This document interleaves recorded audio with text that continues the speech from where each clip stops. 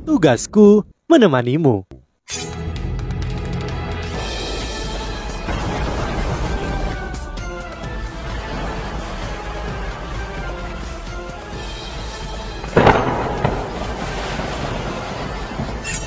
Hai sahabat Pasuk, kembali lagi bersama alur cerita versi novel Solen 2 Sekte Tang yang tak tertandingi.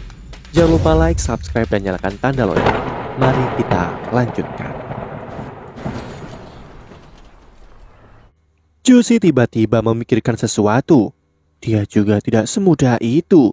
Jusi adalah yang bertugas jaga sekarang. Dia merasa jauh lebih baik sekarang dia menyesuaikan garis pertahanan alat jiwanya sebelum menambahkan beberapa item kimia yang memiliki efek mengusir binatang buas. Jusi menemukan bahwa tubuhnya terasa jauh lebih baik dan bahkan lebih bersemangat. Bukan hanya kelelahannya hilang, tetapi dia juga dipenuhi energi. Bahkan kekuatan jiwanya tampaknya telah ditingkatkan. Kekuatan hidup emas kehidupan membantu Yu Hao dalam penyembuhan. Ada juga beberapa aliran eksternal dari aura kehidupan yang sangat besar ketika Jusi ternoda oleh beberapa darah segar Yu Hao. Ini memungkinkan aura emas kehidupan menyehatkan tubuhnya dan membantunya merasa lebih segar. Keke juga mungkin mendapatkan manfaat karena dia berbaring di samping Yu Hao sekarang. Langit perlahan mulai gelap. Jusi duduk di depan tenda dan memperhatikan sekelilingnya. Emosinya mulai naik ketika dia duduk di sana. Ayah, apakah dia reinkarnasimu? Dikirim ke sini untuk mengurangi rasa sakitku. Jusi menghela nafas sedikit. Dia selalu menyembunyikan pikiran batiniahnya dengan tampang polosnya, namun dia sebenarnya seseorang yang sedingin es. Yu Hao, mengapa kamu harus datang ke duniaku? Jusi menghela nafas. Ketika Yu Hao bangun dari tidurnya, itu sudah terang lagi. Aku hidup. Itulah pikiran pertamanya. Dia secara tidak sadar memulai sirkulasi kekuatan jiwanya. Kekuatan jiwanya telah dipulihkan, tetapi sirkulasi itu tidak terlalu mulus. Meridiannya dan punggungnya dipenuhi dengan rasa sakit yang menusuk. Dia mengerang sedikit dan membuka matanya. Hal pertama yang dilihatnya adalah wajah cantik, kulit halus dan lembut, memberi perasaan menyegarkan meskipun tenda agak redup.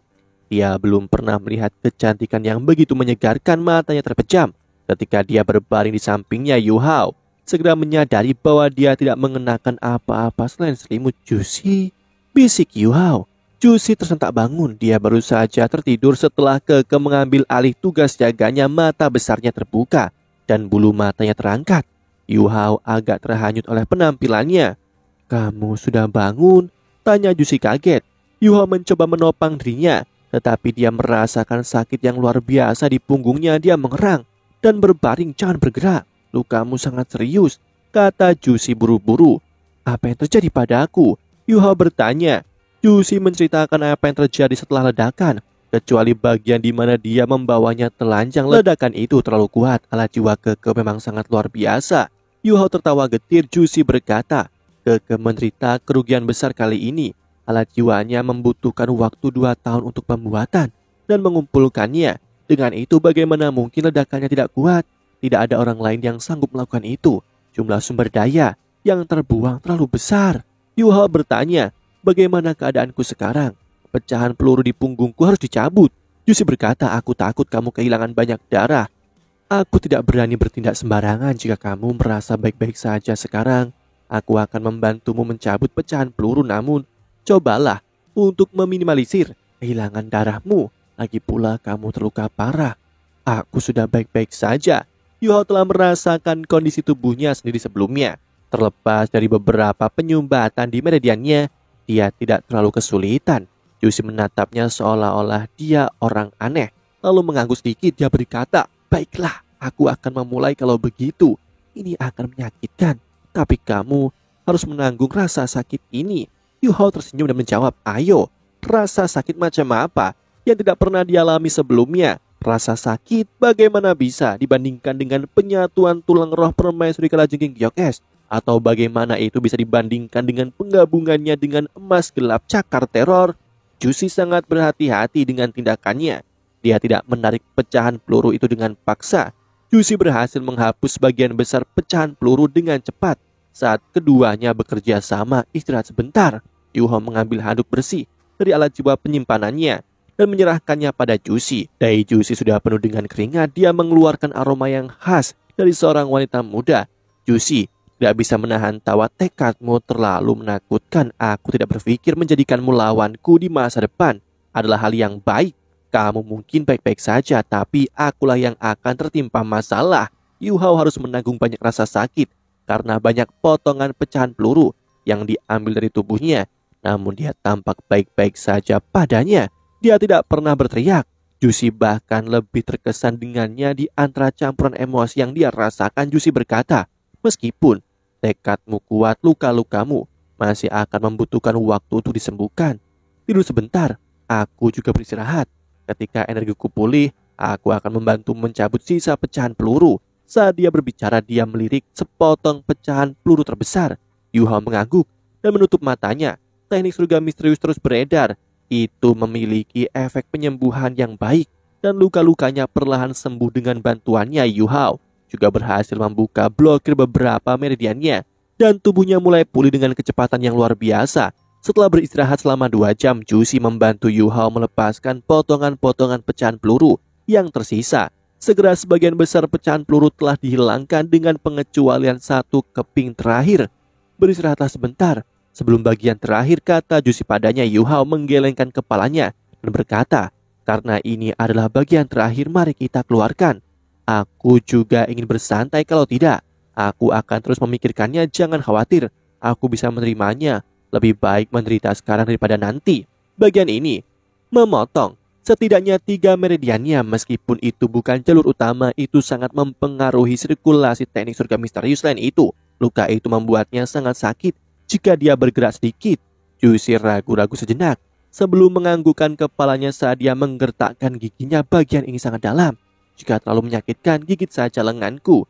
Juicy mengulurkan lengan rampingnya di depan Yuhao. Yuhao meraih pergelangan tangannya. Setelah ragu-ragu sejenak, aku akan memulainya.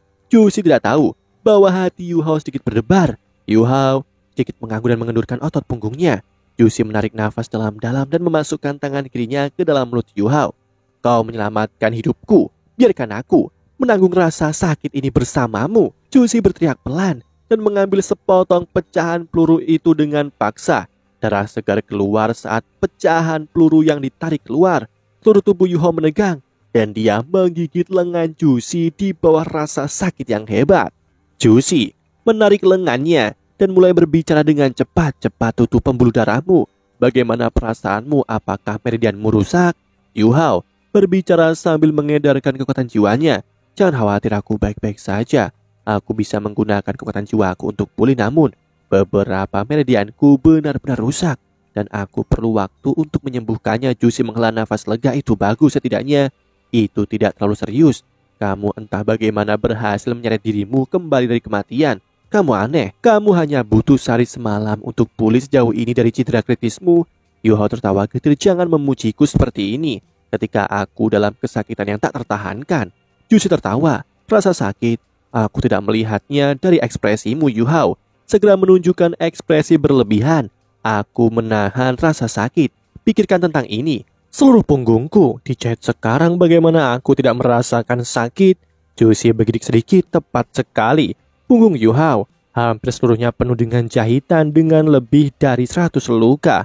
Yuhao tersenyum ketika Juicy terdiam. Aku baik-baik saja sebenarnya. Aku telah mengalami hal-hal yang lebih menyakitkan daripada ini sebelumnya. Mari kita tinggalkan gunung setelah aku beristirahat sebentar. Alat jiwa eksplorasi segala medan telah dihancurkan, jadi kita harus mengakhiri eksperimen kita di sini. Bagaimana denganmu? Apakah tanganmu kesakitan karena gigitanku? Juicy berkata, apakah aku begitu lemah bagimu? Yuhao terkekeh. Ya, sepertinya kulitmu akan robek saat aku menyentuhnya. Wajah Juicy memerah. Pergi dan istirahat. Aku akan meninggalkanmu untuk itu. Ketika dia berbicara, dia melarikan diri dari tenda. Aroma yang tersisa meninggalkan Yuhao dalam keadaan kesurupan. Tetapi dia segera pulih. Hatinya sudah ditempati oleh orang lain. Meskipun Juicy adalah kecantikan yang menarik dan mempesona, dia pasti tidak bisa dibandingkan dengan proyeksi pakaian cahaya yang begitu mendalam tercetak di hatinya dengan pecahan peluru. yang dihilangkan dari punggungnya, dan periode istirahat, dia bisa menopang dirinya sendiri. Yu Hao telah berbohong tentang berada dalam situasi yang mengerikan sebelumnya. Bahkan dia sangat takut sekarang jika dia sedikit lebih lambat atau tidak memiliki berkat Hong Chen, dia akan mati. Lebih jauh lagi, dampaknya hampir mendatangkan malapetaka di lautan spiritualnya. Koko Tianmeng, Permaisuri Es, dan Electrolux menggabungkan kekuatan untuk melepaskan perisai spiritual yang melindungi kepalanya. Itu menjelaskan mengapa punggung dan kakinya terluka, tetapi kepalanya tidak. Kerusakan tubuhnya bisa dengan mudah disembuhkan oleh kekuatan emas kehidupan. Belum lagi ada tulang roh kalajengking giok es akan melindungi organ internalnya. Namun, pukulan di kepalanya bisa membunuhnya. Yu Hao selamat saat ini bukan hanya karena keberuntungan. Kini dia berjuang untuk duduk bersila. Teknik surga misterius perlahan beredar. Teknik surga misterius mengatasi semua penghalang dan perlahan mengisi tubuhnya, memberinya nutrisi. Itu merangsang kekuatan emas kehidupan untuk menyembuhkan tubuhnya juga. Setelah itu, Yu Hao membagi sebagian kekuatan jiwanya untuk mulai mengeluarkan gumpalan darah di meridiannya. Kemudian dia menggunakan kekuatan jiwa untuk menyesuaikan meridiannya yang rusak dan menghubungkannya kembali. Dia memasuki kondisi yang cukup stabil untuk pulih dengan cepat. Ketiganya agak beruntung. Mereka tinggal di tempat ini selama 2 hari, tetapi binatang jiwa terkuat yang mereka temui hanyalah 1000 tahun. Yu Hao pulih dengan kecepatan yang mengerikan. Pada pagi ketiga, dia berjalan keluar dari tenda. Dia menghadap matahari terbit di timur dan mulai berkultivasi. Keke tersenyum ketika berkata, Yu Hao, aku akan memanggilmu monster di masa depan. Kamu lebih seperti binatang buas daripada binatang buas yang asli. Yu Hao tertawa dan berkata, jangan panggil aku seperti itu. Itu akan mengungkapkan latar belakangku sebagai siswa dari Shrek, dan aku harap kamu tidak lupa bahwa kami adalah pesaing kuat bagi Akademi Teknik Kekaisaran Ryu. Jika kamu mendorongku ke serigala, aku mungkin berakhir mati. Keke memutar matanya dan berkata, lupakan saja. Kamu adalah penatua jiwa, dan kamu tidak bisa diatasi oleh raja jiwa seperti kami. Apa yang kamu takutkan? Yu Hao mengoreksi. Aku seorang leluhur jiwa resmi sekarang. Juicy mengemas tenda ke alat jiwa penyimpanannya. Baiklah, berhenti bertengkar. Ayo cepat pergi.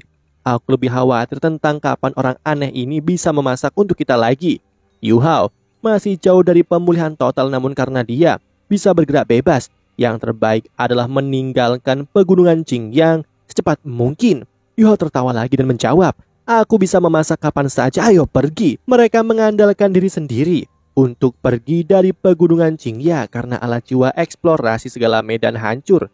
Keke memasang ekspresi suram saat mereka berjalan. Hei, Yusi, apakah aku akan bertanggung jawab atas penghancuran properti resmi Akademi?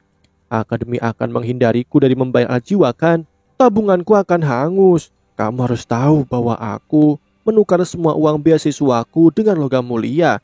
Tapi sekarang aku bangkrut. Bukankah tragis bagi seorang instruktur jiwa kelas 5 untuk tidak memiliki alat jiwa satupun? Juicy membentak. Kamu masih punya pipi untuk menyebutkan ini menjadi miskin? Lebih baik menjadi miskin daripada menjadi bom waktu berjalan. Keke memperlihatkan tampang suram. Saudari Juicy, pinjami aku uang kakak. Saat dia berbicara, dia beralih ke Yu Hao. Yu Hao mulai berkeringat saat dia melihat tatapan Keke yang tiba-tiba lembut. Jangan lihat aku. Aku tidak punya uang. Aku bekerja sambil belajar ketika aku di Shrek. Alat jiwaku semua milik Akademi Shrek. Aku juga berhutang banyak pada Akademi. Juicy mengerutkan bibirnya dan berkata, Shrek sangat licik. Mereka tidak berniat membuatmu membayar hutangmu. Mereka melakukan segalanya yang mungkin untuk mengikatmu. Apakah aku benar? Yu Hao tersenyum dan berkata, aku bersedia diikat. Aku akan memberitahumu bahwa aku yatim piatu. Pada masa paling gelapku, kakak tertua dan guru Xiaoya membawaku ke akademi. Semua yang aku miliki sekarang diberikan kepadaku oleh akademi dan sekte Tang. Hidupku secara alami milik mereka, dan ini tidak akan pernah berubah. Juicy memandang Yu Hao dan berkata dengan serius, bagaimana jika aku memberitahumu bahwa aku dapat membuat Akademi Teknik Kekaisaran Ryu melakukan lebih banyak untukmu daripada Shrek? Akankah kau mau tinggal di sini? Kamu dapat membuat daftar apapun yang kamu inginkan. Yu Hao tertegun, tapi dia berubah serius, mengatakan dengan suara yang dalam, Senior Juicy, tolong jangan berbicara hal-hal seperti ini lagi. Aku tidak ingin kehilangan teman sepertimu. Juicy tertawa getir. Meskipun aku mengharapkan ini itu masih patut dicoba. Tapi kamu benar, kamu dari Shrek lebih baik jika kamu menjaga profil rendah hati di Akademi Teknik Kekaisaran Ryu. Mereka berhasil meninggalkan pegunungan Jingya. Pegunungan ini tidak sebanding dengan hutan Stardo. Juicy menggunakan beberapa alat jiwa untuk menakuti sebagian besar binatang buas, dan mereka berhasil meninggalkan pegunungan dengan mudah. Di daerah yang tidak mungkin terancam oleh binatang buas, mereka menemukan tempat yang cocok untuk mendirikan perkemahan. Mereka beristirahat di sini. 3 hari berlalu dalam sekejap. Luka yang berpotensi fatal pada Yu Hao berhasil sepenuhnya dipulihkan dalam waktu 6 hari, bahkan kultivasinya sedikit meningkat. Kemampuan keseluruhan dan keterampilan jiwanya meningkat pesat, termasuk kekuatan spiritualnya. Semakin besar kultivasinya, semakin banyak Yu Hao bisa merasakan dominasi cincin jiwa jutaan tahun yang diberikan Koko Tianmeng. Itu memiliki 4 keterampilan jiwa yang merupakan terbaik dari yang terbaik dan menjadi dasar bagi mata rohnya, meskipun 3 cincin jiwa berikutnya memberinya imitasi, pelemahan massal, dan kebingungan spiritual. Kepraktisan dari ketiga keterampilan ini tidak dapat menyaingi cincin jiwa jutaan tahun Koko Tianmeng. Yu Hao berharap Wang Dong ada di sini. Dia menyadari betapa pentingnya Wang Dong setelah meninggalkan Akademi Shrek. Wang Dong sudah melewati peringkat 50 dan menjadi Raja Roh. Jiwa bela diri kembarnya membuat kekuatan jiwanya sangat kuat, dan jika mereka berdua menggunakan kekuatan Haodong dan 4 keterampilan fusi jiwa bela diri, Yu Hao memiliki keyakinan mereka bisa berhadapan dengan seorang sage jiwa 7 cincin. Yu Hao mulai merindukan Wang Dong saat dia memikirkannya. Dia melihat ke arah Akademi Shrek dan tampak agak aneh. Apa yang salah? Kamu merindukan Shrek? Suara Juicy terdengar. Yu Hao memutar kepalanya untuk melihatnya dan tersenyum sedikit. Aku merindukan pasanganku, seorang gadis. Juicy mengajukan pertanyaan sensitif. Yu Hao menggelengkan kepalanya.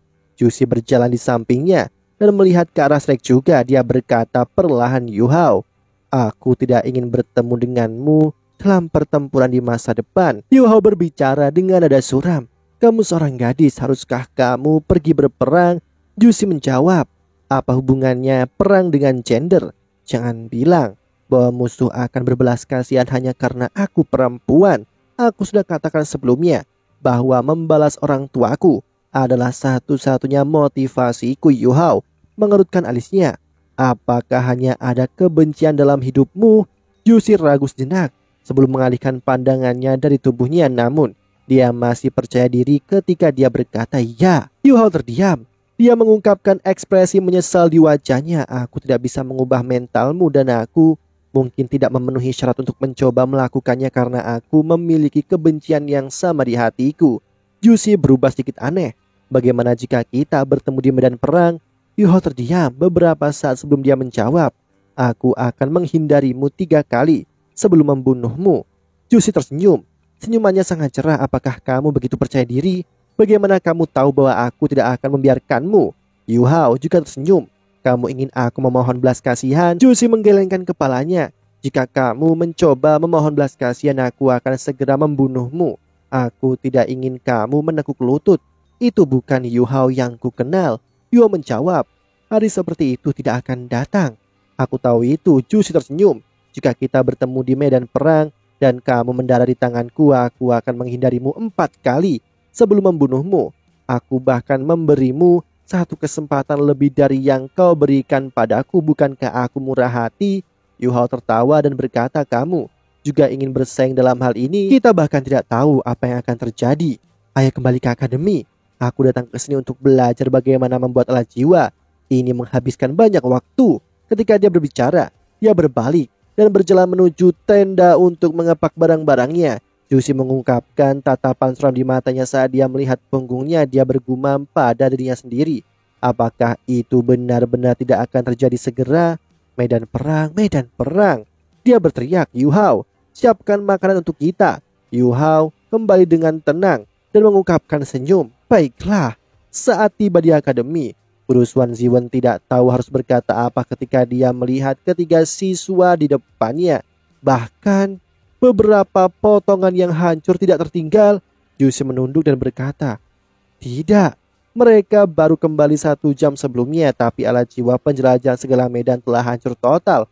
Dengan demikian, mereka tidak repot-repot merapikan diri dan mereka datang untuk menemui Guru Xuan Ziwen. Guru Xuan Ziwen terdiam untuk sementara waktu. Dia menjadi depresi ketika berkata, apakah kalian tahu betapa berharganya alat jiwa penjelajah segala medan itu? Akademi menghabiskan banyak waktu dan tenaga untuk itu. Jika bukan karena fakta lebih dari sepertiga dari susunan formasi itu dibuat olehku, apakah kalian pikir kalian bertiga akan memiliki kesempatan untuk bereksperimen dengan itu?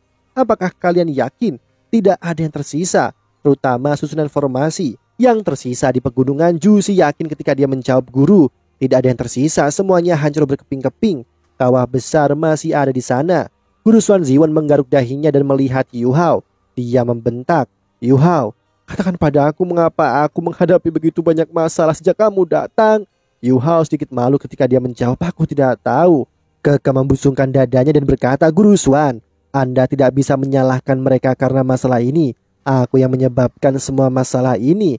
Jika aku tidak menghubungkan susunan formasi bersama-sama, karena putus asa semua ini tidak akan terjadi. Tapi jika bukan karena Yu Hao, aku dan saudari Jusi akan binasa. Jika Anda ingin menghukum seseorang, hukum aku. Bagaimanapun juga aku bangkrut. Guru Xuan Ziwen tidak bisa menahan tawa karena wajah kesombongan dan tekad keke. Cukup jangan mencoba bekerja sama melawanku. Cuci badanmu, berganti pakaian bersih. Aku mencium bau busuk di tubuhmu, enyahlah. Keke tertawa nakal dan melompat ke arah Guru Xuan Ziwen. Dia meraih lehernya dan mencium pipinya. Guru Xuan, Anda benar-benar baik. Setelah selesai berbicara, dia meraih Jusi dan lari. Yu Hao tertegun saat menyadari bahwa wajah Guru Xuan Ziwen memerah. Dia memerah. Guru Xuan Ziwen, kamu baik-baik saja? Yu Hao bertanya. Guru Xuan Ziwen mengangkat kakinya dan menendang pantatnya. Dia berkata dengan malu, pergilah. Jusi dan Keke sedang menunggu di luar. Jusi terus berkata, Guru Xuan benar-benar baik. Yu Hao bingung ketika dia bertanya, apa maksudmu? Jusi merendahkan suaranya dan berkata, dengan sikapnya, itu menunjukkan bahwa dia akan menutup masalah ini untuk kita. Alat jiwa eksplorasi segala medan benar-benar hancur. Dia sangat baik mengambil tanggung jawab untuk masalah serius seperti ini. Keke tertawa. Menurutmu, mengapa aku menghadiahinya ciuman? Guru Xuan benar-benar imut ketika wajahnya memerah seperti itu.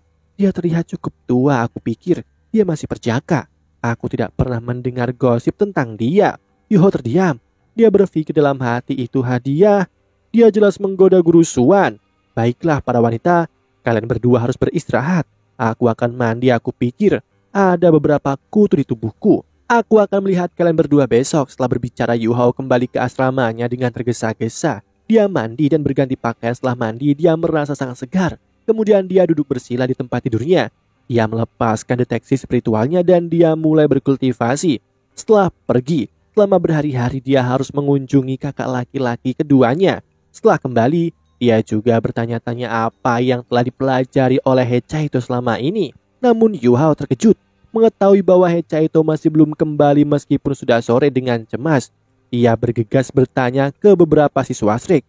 Dia menemukan bahwa He Chaito berhasil masuk ke aula kebajikan termasyhur dan mendapatkan haknya untuk berkultivasi sambil belajar di sana. Yu Hao senang dan terkejut.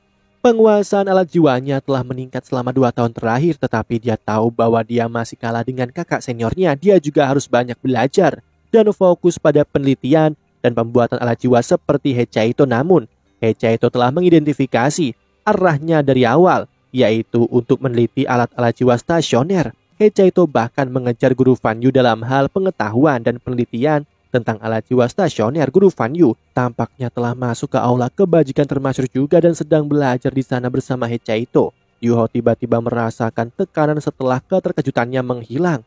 Kakak laki-lakinya sudah memasuki aula kebajikan termasyhur, namun dia baru menemukan jalannya. Namun, pengalamannya di pegunungan Qingya memungkinkannya untuk merefleksikan kemajuan dalam rencana prajurit tertinggi.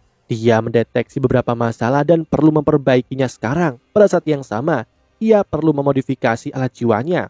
Kelelahannya hilang setelah istirahat. Yu Hao berjalan keluar dari kamar asramanya setelah kultivasi pagi rutinnya. Dia siap secara mental untuk mencapai laboratorium lebih awal dan mencoba untuk menciptakan alat jiwa yang ada dalam pikirannya. Dia sangat ceria setelah mencari tahu. Dia ingin mengejar jalan instruksi jiwa pertempuran jarak dekat. Dia percaya dia akan meningkat lebih cepat dengan arah yang baru dia temukan ini. Namun, dia berhenti begitu dia keluar dari kamarnya. Itu dia, tangkap dia.